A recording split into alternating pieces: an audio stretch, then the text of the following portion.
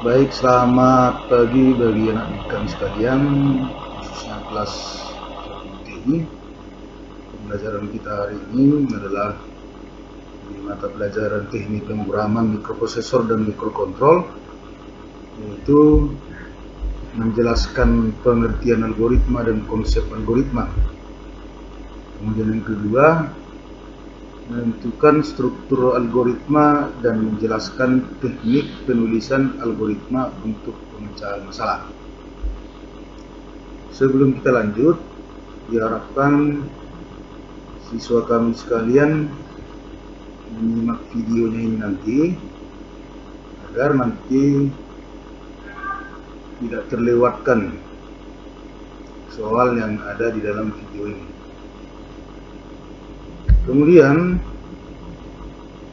pengertian algoritma itu adalah urutan langkah-langkah untuk memecahkan masalah yang disusun secara sistematis dan logis. Dalam Kamus Besar Bahasa Indonesia, algoritma adalah urutan logis pengambilan keputusan untuk pemecahan masalah.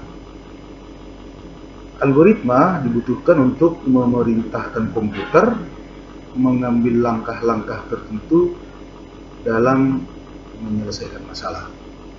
Nah, di sini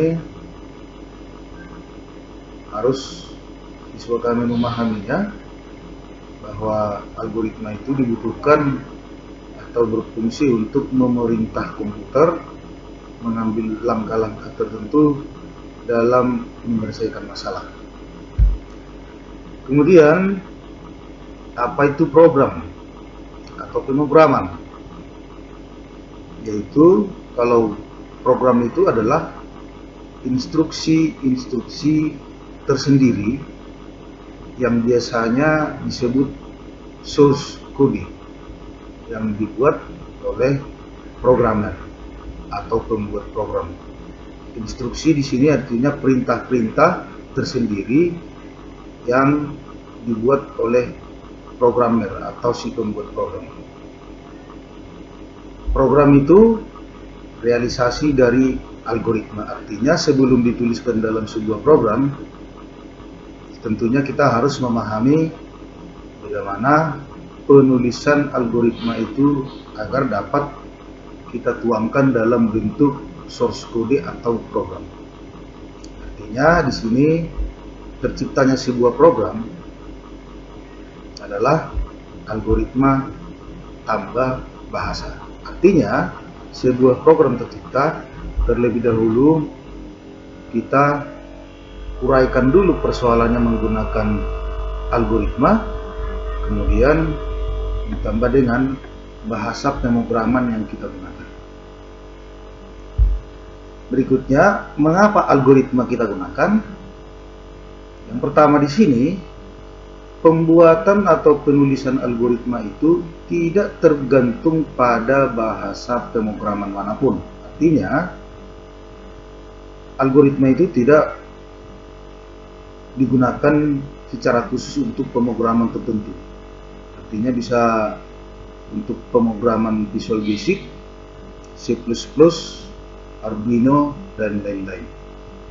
Kemudian, yang kedua adalah notasi algoritma dapat diterjemahkan ke dalam berbagai bahasa pemrograman. Artinya, ketika nanti algoritma kita sudah terbentuk sedemikian rupa, maka nanti dari algoritma inilah kita angkat atau kita terjemahkan ke dalam sebuah bahasa pemrograman. Kemudian, apapun bahasa pemrogramannya, output yang akan dikeluarkan sama, karena algoritmanya adalah sama. Artinya, di dalam pembentukan algoritma itu sudah kita tentukan mana sebagai input, mana sebagai output. Walaupun nanti kita masukkan dalam sebuah pemrograman, tentunya kita sudah dapat menentukan apa yang harus dikeluarkan atau apa yang harus dihasilkan. Kemudian syarat-syarat algoritma yang baik itu adalah, yang pertama, tingkat kepercayaannya tinggi. Artinya, hasil yang diperoleh dari proses harus berakurasi tinggi dan benar. Yang pertama.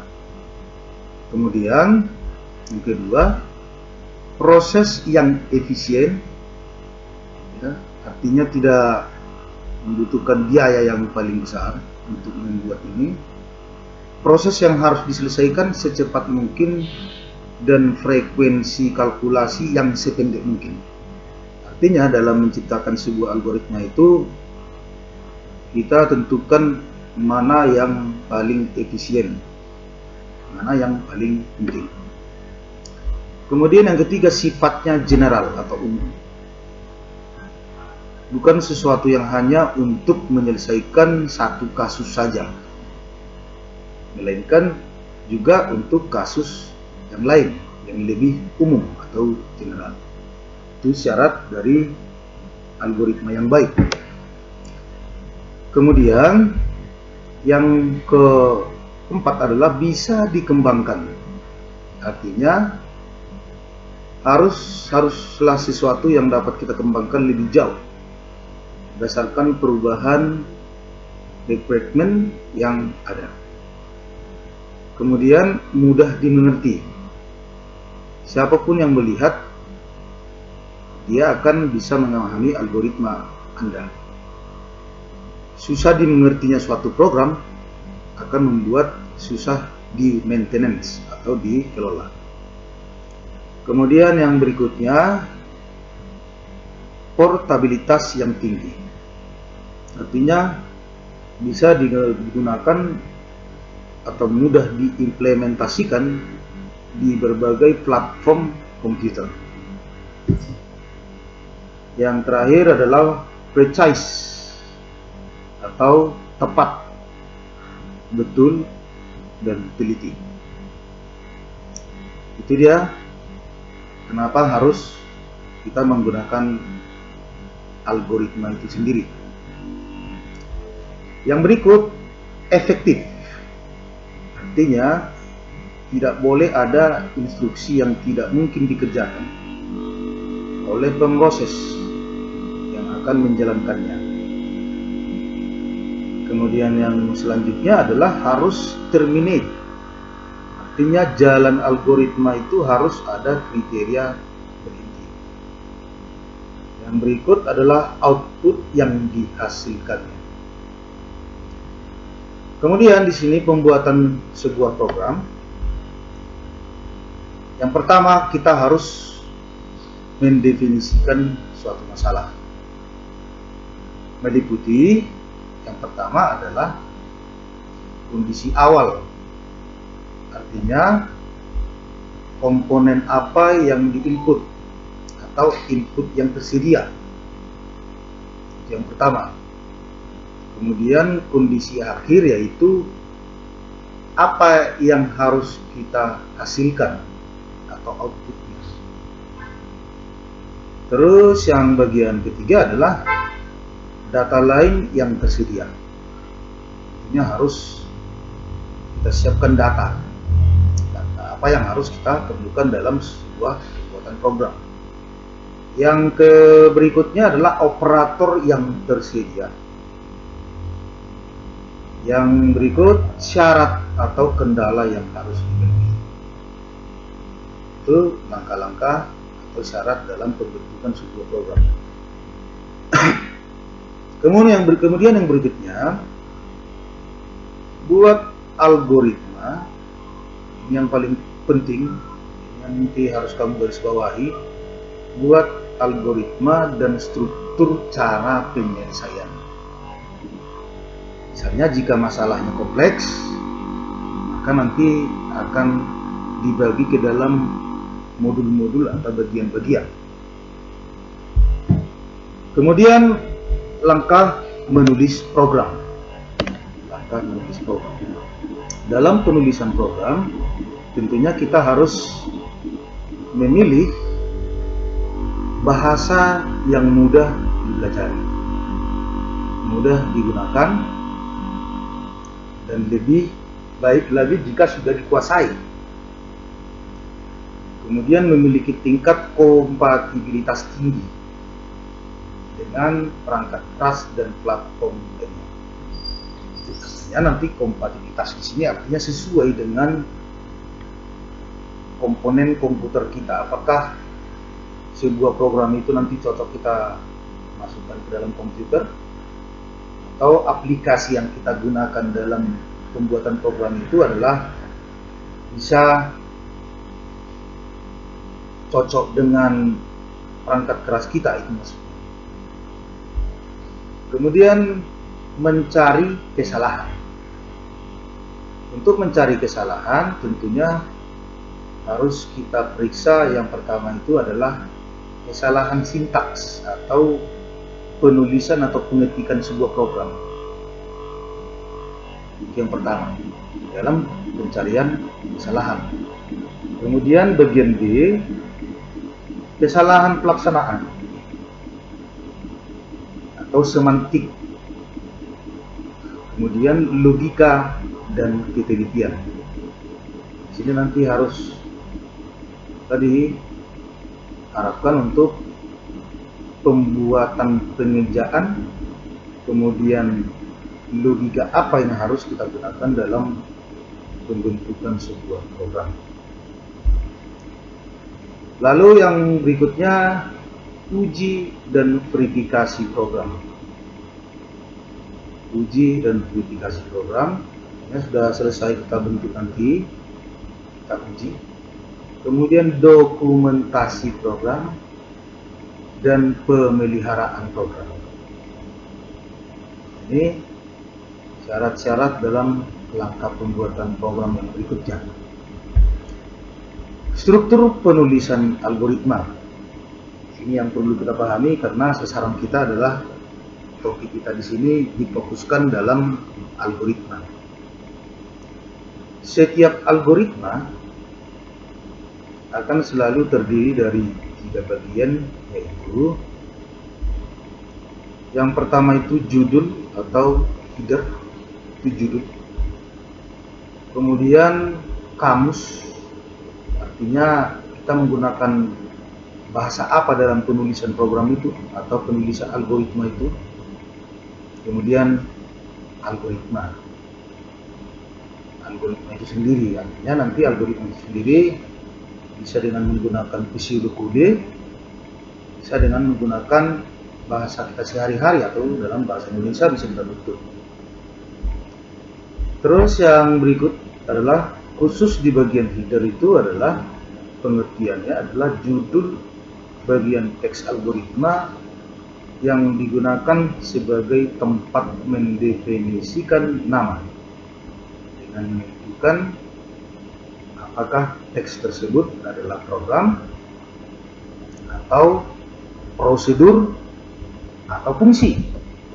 Nah, di sini contoh untuk mencari luas kubus, judulnya dibuat di sini, menghitung luas kubus untuk ukuran sisi yang dibaca dari piranti masukan.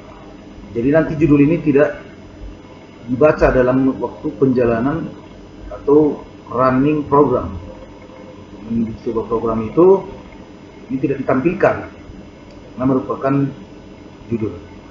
Kemudian dibentuk lagi di sini, mencetak hasilnya itu ke peranti keluaran. Ini semua judulnya tidak ditampilkan. Jika nanti sebuah program itu kita bentuk dalam aplikasi komputer. Lalu penggunaan kamus. Kamus adalah bagian teks algoritma sebagai tempat untuk mendefinisikan, yang pertama itu nama tipe, nama konstanta, nama variabel, nama fungsi, dan nama prosedur.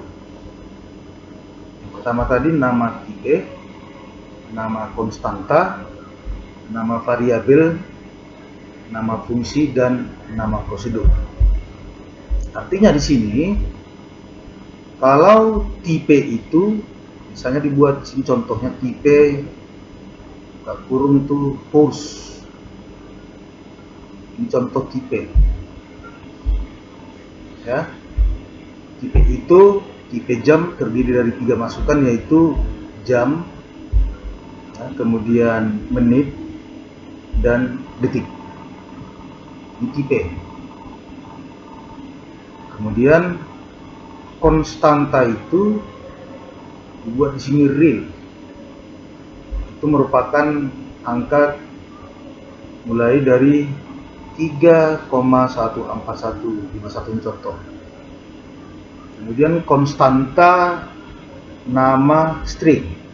Berarti di sini merupakan, kalau dibuat string berarti huruf. Kemudian konstanta kalau dibuat boolean itu adalah pernyataan true atau false. Lalu kalau dibuat di sini xy integer, berarti itu menyatakan suatu nilai yang bertipe bilangan bulat. Integer, kalau tipe datanya integer, berarti itu merupakan nilai yang bertipe bilangan bulat. Kemudian kalau real ya, nilai maksimum yang bertipe bilangan real. Kemudian string itu suatu nilai yang merupakan kumpulan karakter. Karakter itu bisa abjad A sampai J, kemudian koma, tanda seru, dan lain-lain. Kemudian poin itu suatu nilai pada bidang Cartesian. Kemudian boolean itu adalah suatu nilai logika. Itu penjelasan tadi dari penggunaan kamus atau deklarasi. Kemudian yang berikutnya adalah algoritma. Algoritma adalah bagian inti dari suatu algoritma yang berisi instruksi atau pemanggilan aksi yang telah didefinisikan. Misalnya di sini contoh, ini dalam penggunaan bahasa pseudocoding, membuat input dalam kurung C, D.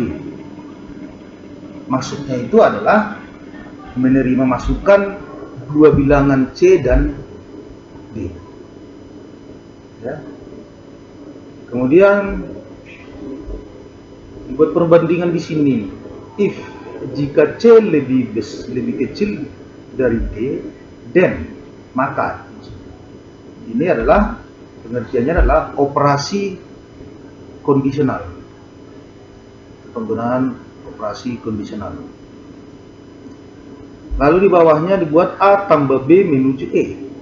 E di assessment oleh nilai A dan B, artinya E itu didapat nanti atau dicari apabila A ditambah dengan B.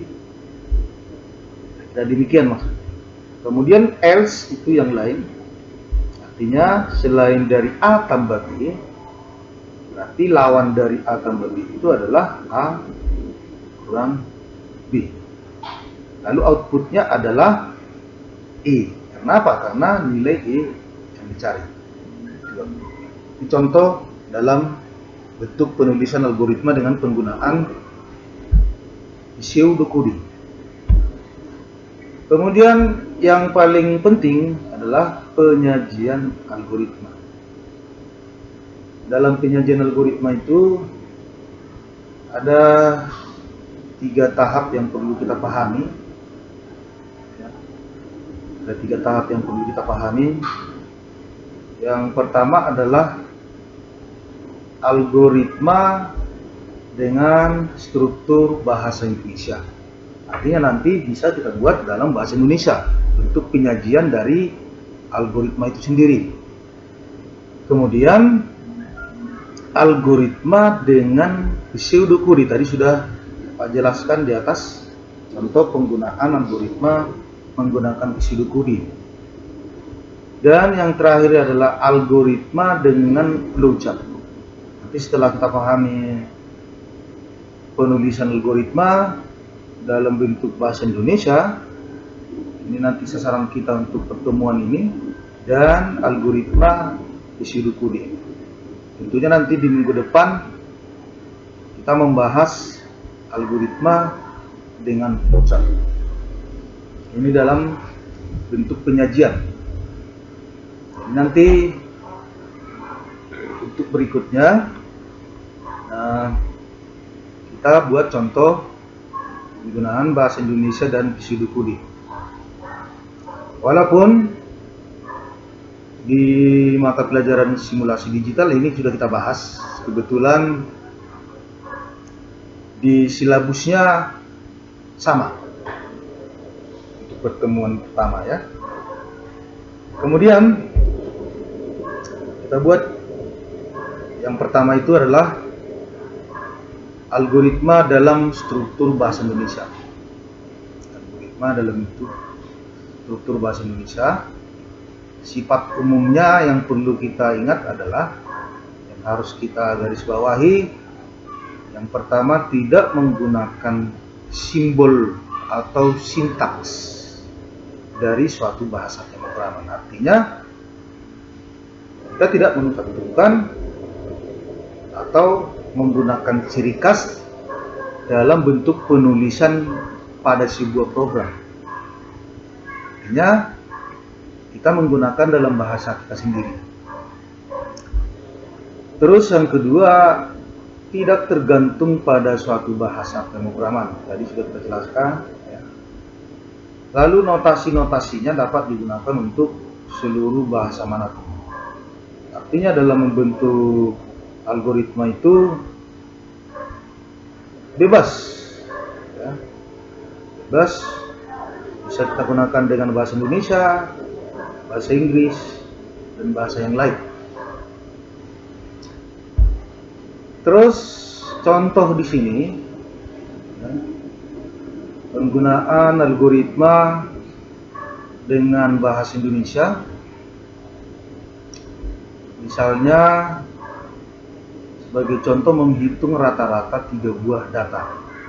Menghitung rata-rata 3 buah data. Contohnya misalnya menghitung nilai A, B, dan C.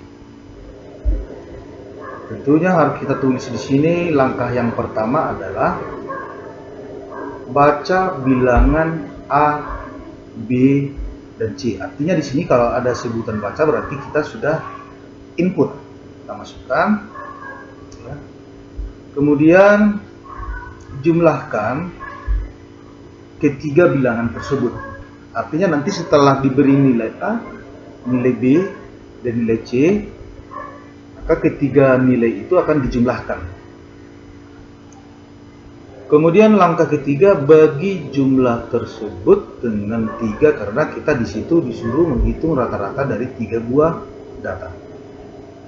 Menghitung rata-rata 3 buah data yang dimasukkan dalam komputer. Misalnya A bernilai 5, B bernilai 5, C bernilai 5. Tentunya untuk mencari rata-ratanya ini kan harus dijumlahkan dulu, lalu dibagi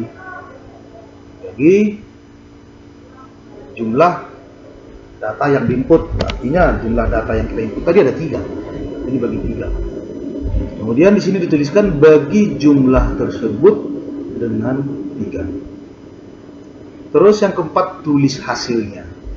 Tentunya kan hasilnya itu kita hanya mencari, tujuan kita mencari rata-rata dari ketiga bilangan tersebut. Kemudian penggunaan pseudocode untuk algoritma pseudocode. Yang pertama, sini penyajian algoritma dengan pseudocode. Berarti menggunakan kode yang mirip dengan kode pemrograman yang sebenarnya. Pseudocode lebih rinci dari bahasa Inggris, strip bahasa Indonesia dalam bentuk strukturnya. Tetapi pada umumnya untuk penggunaan pseudocode itu selalu menggunakan bahasa tingkat tinggi, artinya bahasa Inggris, bahasa Indonesia yang dimengerti oleh mesin komputer. Contoh di sini penggunaan algoritma pseudocode. Tadi sudah kita buat penggunaan dengan bahasa Indonesia, Lalu kita ubah dia dengan penggunaan pseudocode. Yang pertama, input dalam kurung A, B, dan C. Dengan ada kalimat input ini merupakan suatu ciri khas dari sebuah bahasa pemrograman tertentu.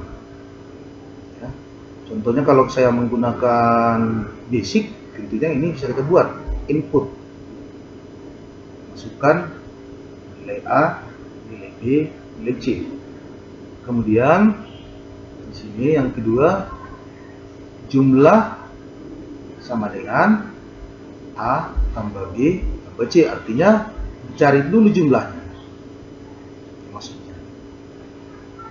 Terus kalau sudah diketahui nanti jumlahnya, kemudian kita cari rata-rata. Rata-rata sama dengan jumlah dibagi 3. Lalu hasilnya adalah re-rata atau rata-rata.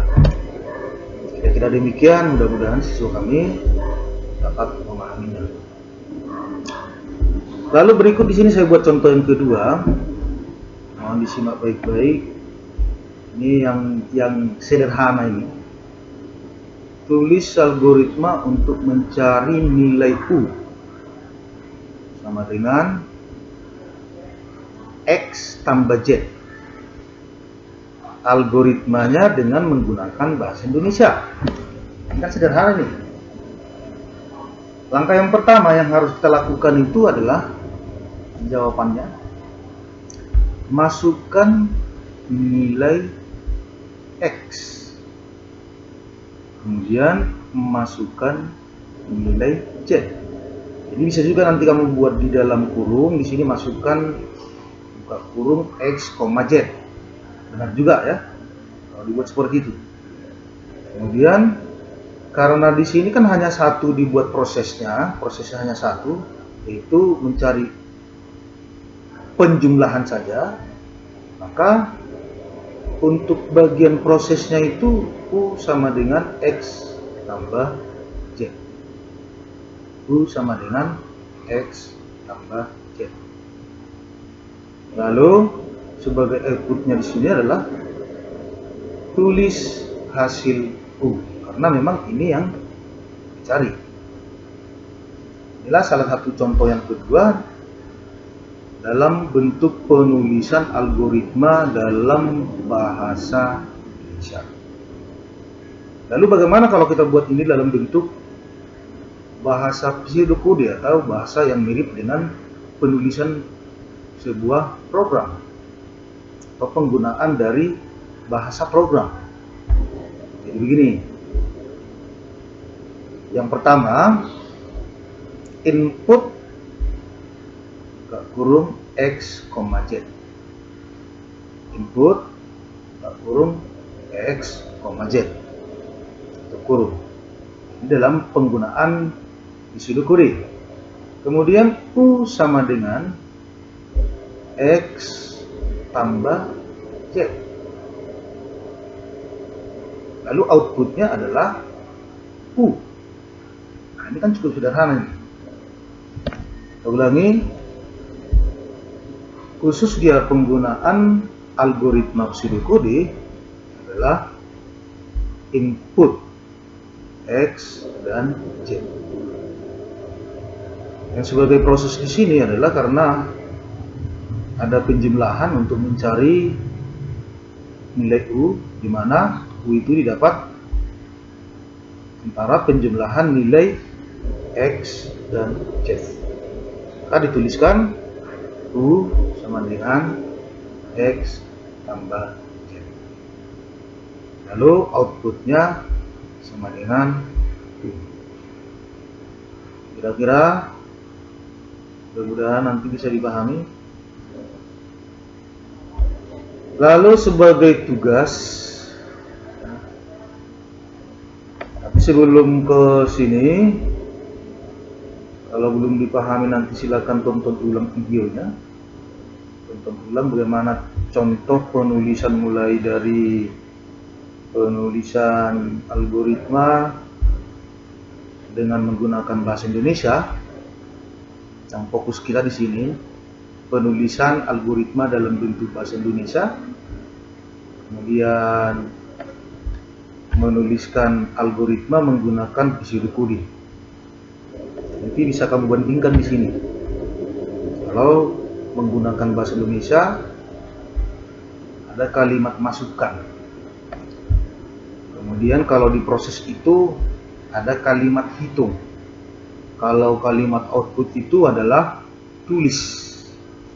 Kemudian kalau di algoritma pseudocoding, sini diganti menjadi input. Terus di prosesnya itu langsung dituliskan rumusnya U sama dengan X tambah Z. Kemudian untuk sintaks atau penulisan hasilnya itu adalah output sama dengan U. Oke, sampai di situ mudah-mudahan siswa kami dapat memahaminya. Untuk sebagai latihan, dan tentunya nanti tetap kita kirim, dikerjakan tepat waktu. Sini tugas yang pertama, tuliskan algoritma dengan menggunakan bahasa Indonesia. Itu yang pertama. Dan menggunakan pseudocoding dari X sama dengan A tambah B tambah C dibagi Z. Tuh. Yang pertama, berarti nanti untuk soal bagian A kamu buat bentuk algoritmanya dalam bahasa Indonesia, satu lagi dengan menggunakan pseudocoding. Kemudian soal nomor 2, mencari luas persegi panjang. Rumusnya di sini panjang kali lebar. Nanti kamu masukkan dalam bentuk algoritma bahasa Indonesia dan pseudocoding. Lalu syaratnya tugas ditulis di buku dan dipoto. Jadi simpel saja. Bisa kamu kirim lewat WA pribadi Bapak nanti atau langsung kirim ke email yang tertera di sini. Demikian penjelasan singkat untuk mata pelajaran teknik pemrograman mikroprosesor dan mikrokontrol untuk pertemuan pertama ini. Mudah-mudahan siswa kami dapat memahaminya. Nanti apabila tidak dipahami silakan putar ulang video penjelasannya. Lalu tentunya jangan hanya menonton, soalnya harus dikerjakan tuntas. Jangan hari ini dikerjakan, tugasnya dikirim besok-besok, tidak bisa. Ya. Demikian penjelasan dari Bapak, silakan chatting bila ada yang tidak dipahami dalam penjelasan di video ini. Demikian yang bisa Bapak sampaikan, mudah-mudahan siswa kami dapat memahaminya. Terima kasih.